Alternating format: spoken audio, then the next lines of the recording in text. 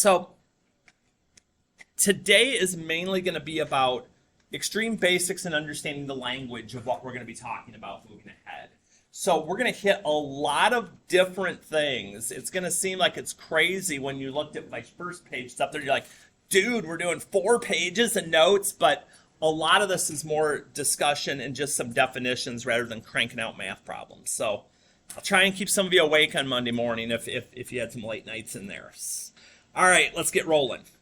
So terms, we talk about like terms all the time and things like that. But a term, in actuality, is a number and a variable that's multiplied together. Now, sometimes you can just have a term, like 10. I'm not really multiplying 10 by anything. But if you have a number in front, a coefficient, you're multiplying the 3 and the x, the 5 and the x squared. X times itself 4 times, things like that. So that's how we define the term as we go. If I have more than one term, I have an expression. 3x plus 7, 17x squared minus 47x plus 2, okay, would be an expression. But when we have expressions, there's no equals, okay? Because that's when it turns into an equation. So again, just dealing with some definitional stuff here to make sure we've got that under control. Okay, polynomials are expressions with many terms, but I'm going to add a little something on the bottom here again.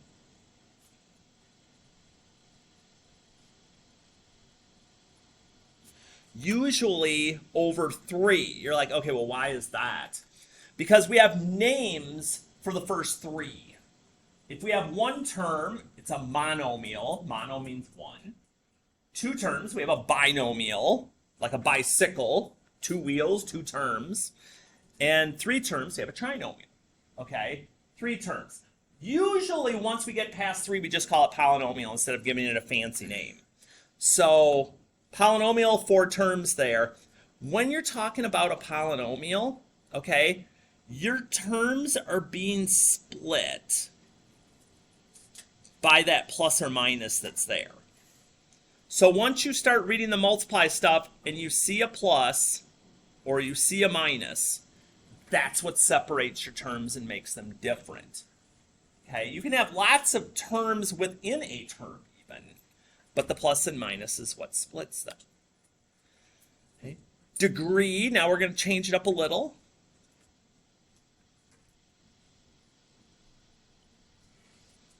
Degree is going to be the highest exponent in a polynomial.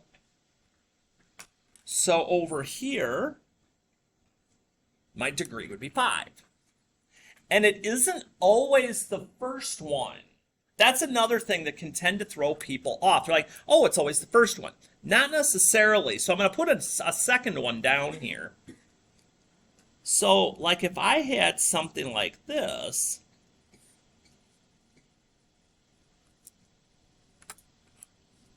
it's still going to be the highest one, even though it's not the first one. So just one of those things I've seen over the years that can kind of mess things up a little bit if we're not careful. Okay, almost done with the definitions here for a bit. Standard form of a polynomial. When we arrange it from the greatest degree to the least degree, or in other words, the greatest exponent to the least exponent. And when you do that, you take everything in that term with you. So when you're working on this one, you're like, all right, there's the biggest one. So we'll write 2x to the 5th first. Then there's the next biggest exponent. Make sure to take, again, the sign goes with, the coefficient goes with, everything's got to go with. Minus 8x squared. And if you have just plain old coefficients, constant terms, just a plain old number, that always has a degree of 0 because there's no variable there. So that's always going to go at the end, no matter what. Finally, mercy, finally, our lead coefficient is the number that's written in front of the variable with the biggest exponent. So whether it's in standard form or not, okay, that's why we normally like to write things in standard form, because it makes it easier. But there's my biggest exponent. There's the number in front of it. So that would be 8. But again, if they're out of order, so like let's say for instance we were back looking at the one before we put it in standard form. Like if I asked you on this one to just give me the lead coefficient, it would still be 2. I mean, when we put it in standard form, I can see that a little easier. But I want to make sure that I get that in its right spot. And so we're going to just bounce around and do a couple of these, because again, we're heavy vocab and just understanding what's being asked for today more than anything else. So let's see, how do I want to do this? Actually, I have an idea. I'm going to freeze frame this for a minute. So what I want you to do down there at the bottom, and it won't take long, knock out those examples at the bottom, and then I'm going to come back together with you here. So if you get stuck on one, you will get to see the answer. But I want you to take a moment and try to see if we can figure out what these are based on what we set up above. If some of you are watching this later, pause me. Don't just watch everything that I'm doing and then copy it, because that doesn't help anything.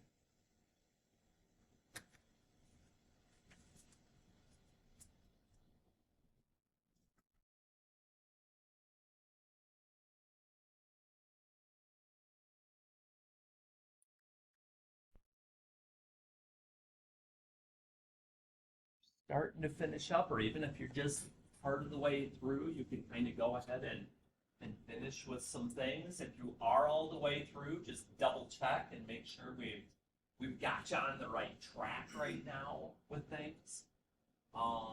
Let's see, things that I would mention just to be sure of. Little things, like for instance on number 5, that's what I want.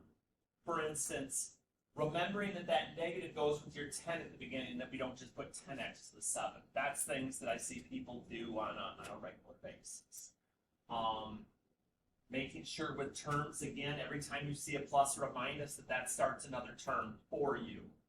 So to kind of break those up a bit. Most of the time people are pretty good with degree, especially if they're in standard form. So hoping that's not too bad, again, and more of a review than anything else.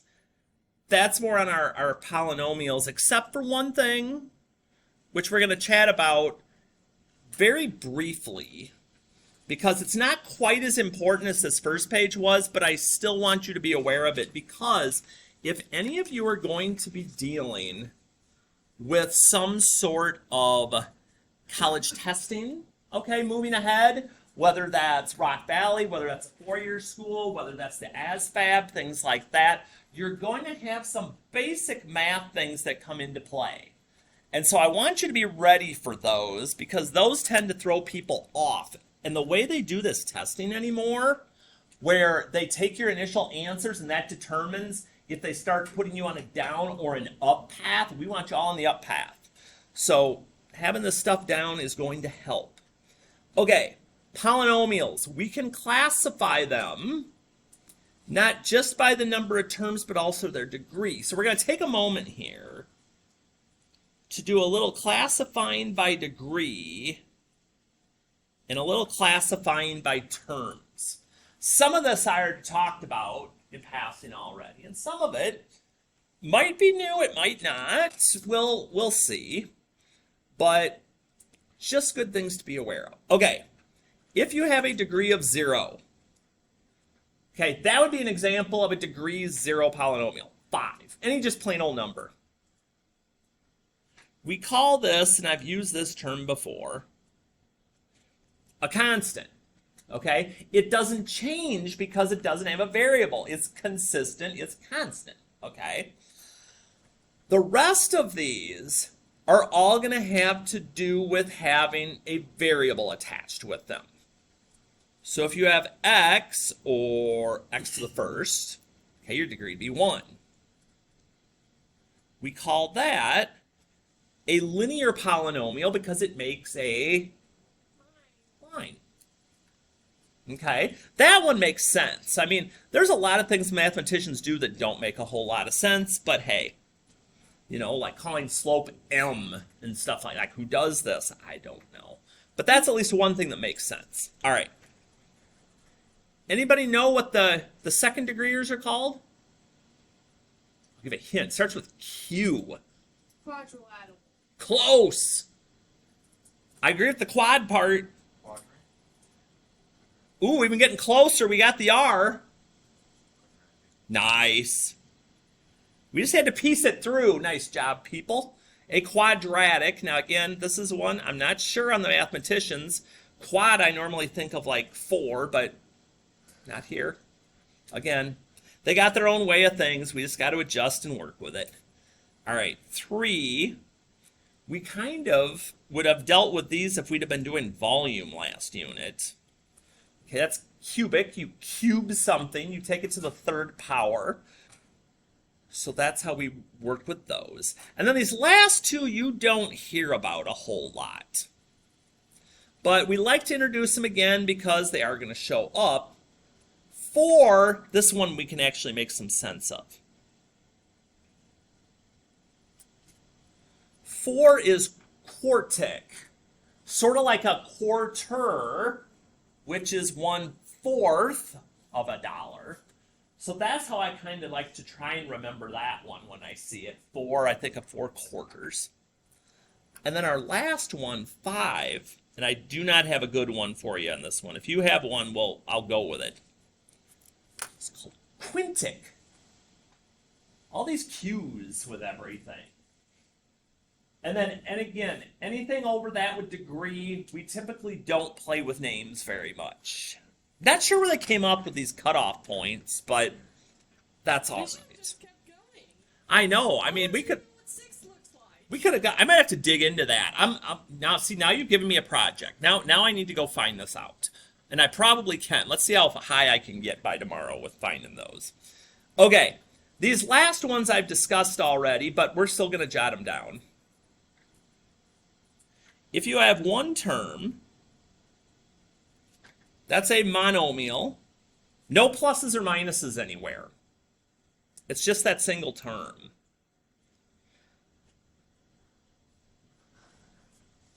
I was as in a vowel like mono, yes, one and one. Nice. I like that. I like that. I was trying to think of a good one, and I wasn't coming up with a good one that I thought would make sense. That's better than anything I could have come up with. I thought of Monopoly. Oh, where there's a winner of 1. One person has it all, which is also true. So those are 2 very good examples. So 2 terms is a binomial. Bicycle maybe, 2 wheels. Biceps. 2 terms. Oh, see, I wouldn't know anything about that. So I'm. But that's true as well. So we kind of get that rolling in there. 3.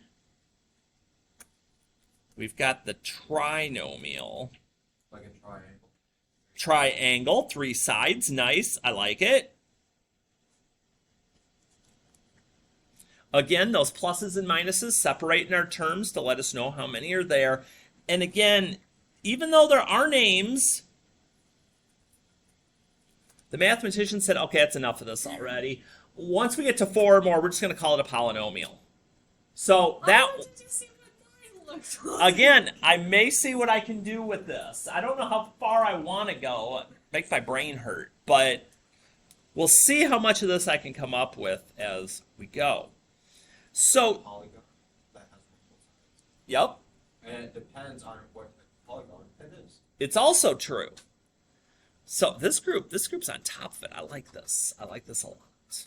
So we've got all these terms. We'll pick a couple of these. We're not going to go crazy with this. Again, the biggest thing when you're trying to figure out... What's that? What about the table? Well, now, that one, you could do a lot of things here. I mean, we could go crazy.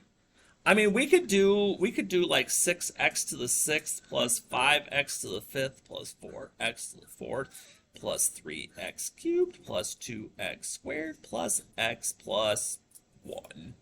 Couldn't even fit that all on there. I mean, I wouldn't have to go that crazy because that's what? 1, 2, 3, 4, 5. That's 7 terms. I mean, it's a polynomial. But anything over 4 or over, we go with poly. So that's just me going a little bit over the top crazy, which we got to do sometimes because it's just more fun. So when we get down here, we're just going to play with a couple of these. We're not going to go crazy like we did on the first one. Classify the polynomial by degree and number of terms. So we're going to have 2 words for each of these. One from the chart up top, one from the chart at the bottom. So what's one or both of the words we would use to describe number 2?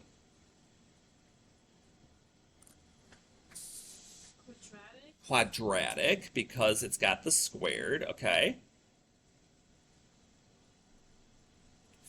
How many terms do we have? And it's a trinomial. A quadratic trinomial.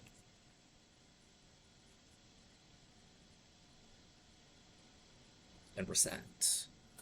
But I am going to freeze frame for just a moment if I can make remote work. There we go. Try number 6 to get both words. It's kind of crazy. We add the exponents up. Nope, you're always on the exponents, just looking for the biggest one to help with your name. Good question.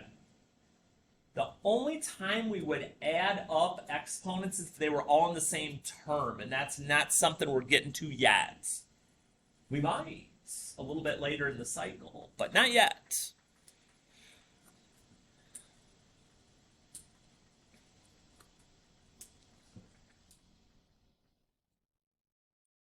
So that last one, hopefully, you got the quintic, because 5 was our biggest exponent.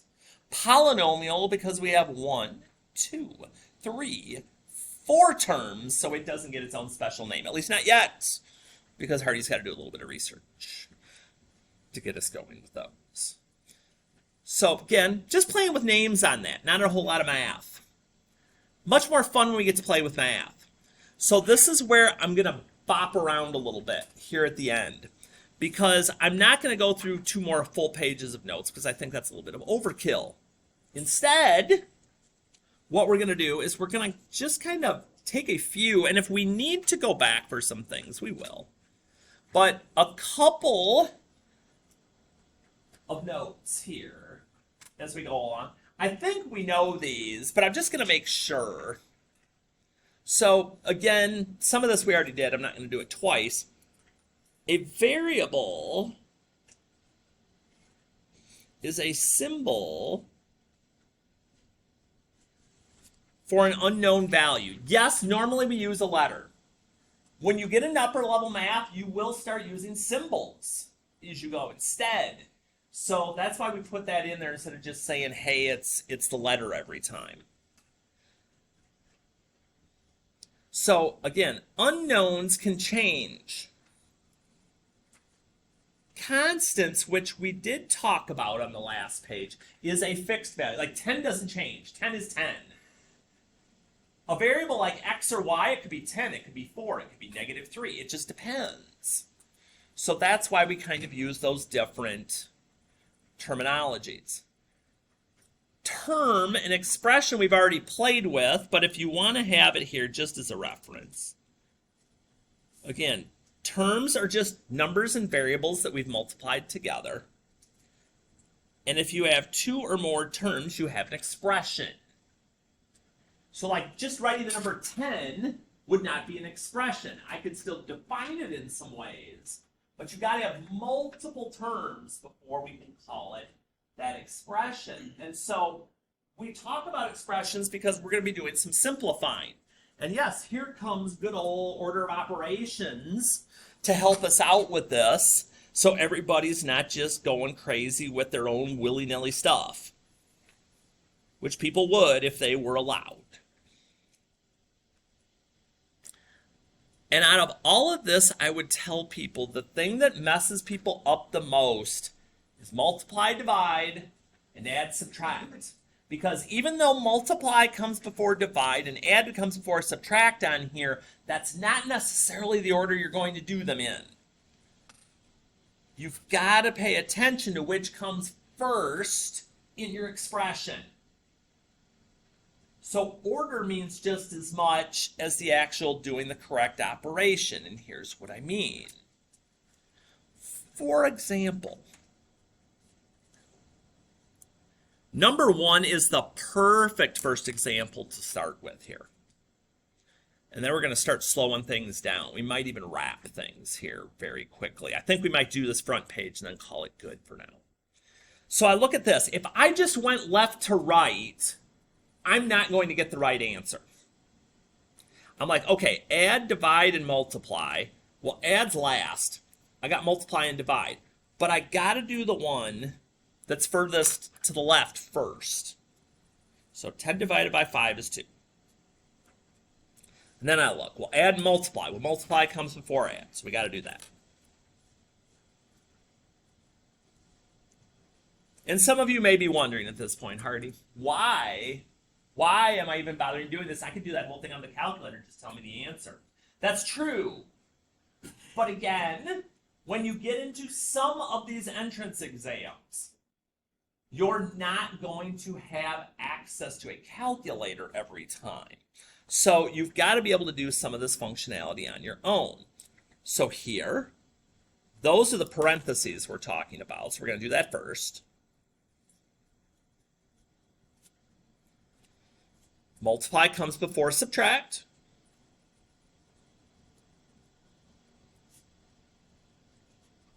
And we work through. The other reason I mentioned stuff with not necessarily wanting to depend on the calculator is sometimes variables are going to get thrown in and variables can't go into your calculator anyway. So in those cases, you've got to be able to be like, okay, well, can I put these together, Hardy, and call this 5x? No, they're not like terms. But with that parenthesis there, I can do my distributing first, like I would. And again, that just means we're multiplying times each piece. And then I go through and I find the pieces that are like. X is different from the other two because it has a variable. These two I can put together. And if you did it the other direction and said, hey, what if I wrote 28 plus 4x? Either one's fine. As long as the signs are correct and you put the right like terms together, you're good. And that's the main thing to remember with these.